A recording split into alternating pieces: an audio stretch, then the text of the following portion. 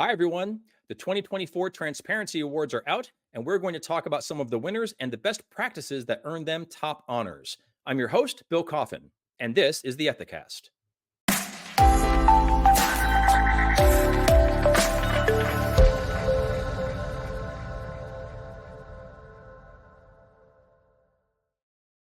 On September 19th, Labrador, a leading global communications firm specializing in transparent corporate disclosure documents, announced the winners of the 2024 Transparency Awards.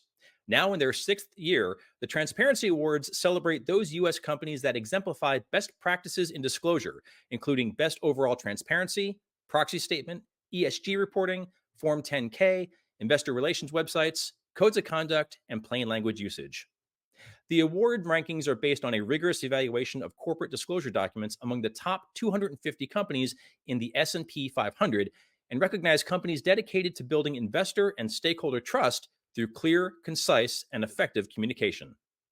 And with us today to talk about the 2024 Transparency Awards, the trends they identify, and the best practices they reflect is Brock Romanek, transparency champion, former SEC lawyer, and editor of RealTransparentDisclosure.com. Brock, thanks for joining us. Thanks, Bill.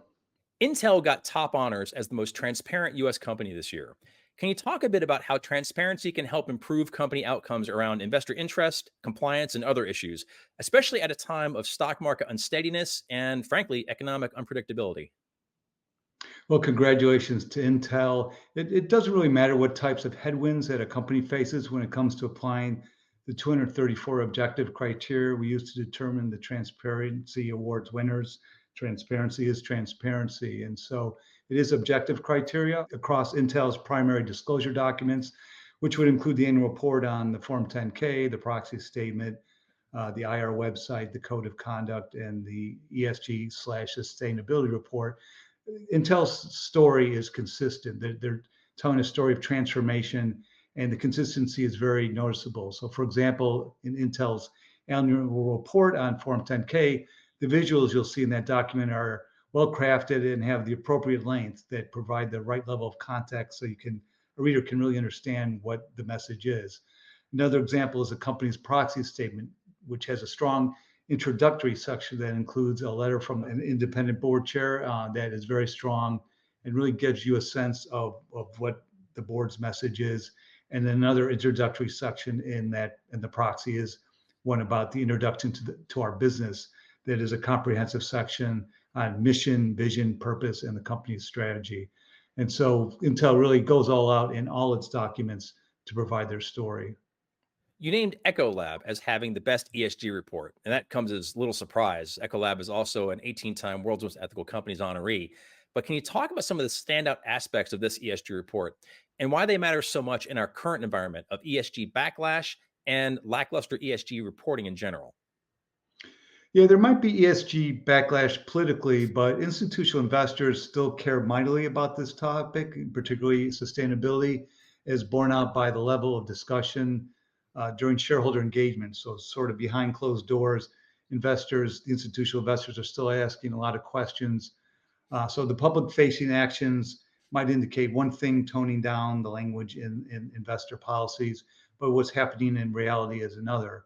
So in Ecolab's Growth and Impact report, the description of impact for them is front and center in their introductory Our Approach section, as well as woven throughout their report with an appropriate level of detail, again, provided on material topics. So they're not trying to overload material things by providing a lot of immaterial things.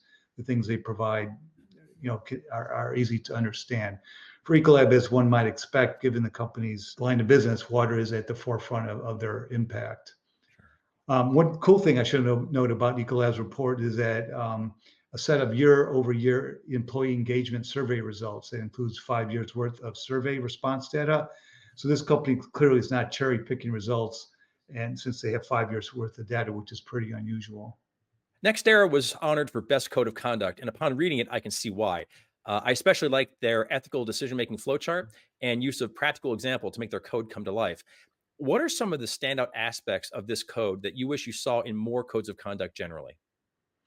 Yeah, you articulated it well. You know when you see it. The answer is simple here, that the code of conduct is easy to navigate. The code uses communication techniques that make the code more like a resource, and the concepts are more real, such as a number of Q&As that are sprinkled throughout the document. In addition, the document includes direct links to other policies so that if someone reading it, like an employee, will wanted to learn more information and drill down into a particular topic, that's easily accessible since there's a link right there. And then the code also has an introductory section that sets the tone with a letter from the chair, president, CEO that mentions the importance of ethics, compliance, and integrity, and urges employees to follow the code and report any concerns. So it really is the real deal, and it's a good example for all companies to follow. Ford Motor Company was named the most improved overall with an astonishing 116-point jump in your rankings year over year. Can you talk a bit about this? And is there anything about Ford's overall improvement that sheds light on larger issues that you see within corporate transparency and disclosure? Right, Ford made quite a jump. That's why they won most improved. So they were 14th this year in 2024 compared to 130th last year. And the jump can be largely attributable to higher proxy statement and ESG slash sustainability report scores. The improvement in the proxy was partially due to a new introductory section, which includes an About Ford page that has a lot of key information. And then throughout the sustainability report, there's excellent navigability, so it's easily accessible with banner links across the top of each page and many tables of contents on each section divider page. So crafting a disclosure, including good navigation design, is with the end user in mind, is how companies can really help improve their scores and transparency. That's what we're looking for with our 5 pillars of transparency in our 234 objective criteria. Companies should take the opportunity to really tell their story at this particular moment in time when they're crafting the disclosure. So, my last question for you is, what is the timeline for the 2025 Transparency Awards? And do you have any advice for companies that want to get an early start on applying? The Transparency Scientific Committee just met, in fact, right before this taping, to update the transparency criteria for next year, for 2025. And that updated criteria will be posted within a few weeks. So companies can review the updated criteria. So that would be the existing criteria. We're going to delete some criteria, we're going to add some new ones, and we're going to modify some. But by looking at that criteria, that can be your guideposts on how to improve your disclosure and how to improve your scores towards potentially winning an award next year as we objectively apply that criteria. Brock, it's been terrific to have you back on the show. Thank you so much for joining us today to talk about this year's Transparency Awards. And thanks also for the work that you and your colleagues do to advance trust and transparency in general. Thanks, Bill. To learn more about the 2024 Transparency Awards and to view a full list of this year's winners, visit transparencyawards.com. To review analysis of good, transparent disclosure throughout the year, visit realtransparentdisclosure.com. And for a host of helpful resources identifying best practices in ESG, codes of conduct, corporate governance, and more, please visit the Ethisphere Resource Center at ethisphere.com/resources. I'm Bill Coffin, and this has been the Ethicast. For more episodes, please visit the Ethisphere YouTube channel at youtube.com/ethisphere. And if this is your first time enjoying the show, please make sure to like and subscribe on YouTube, Apple Podcasts, and Spotify.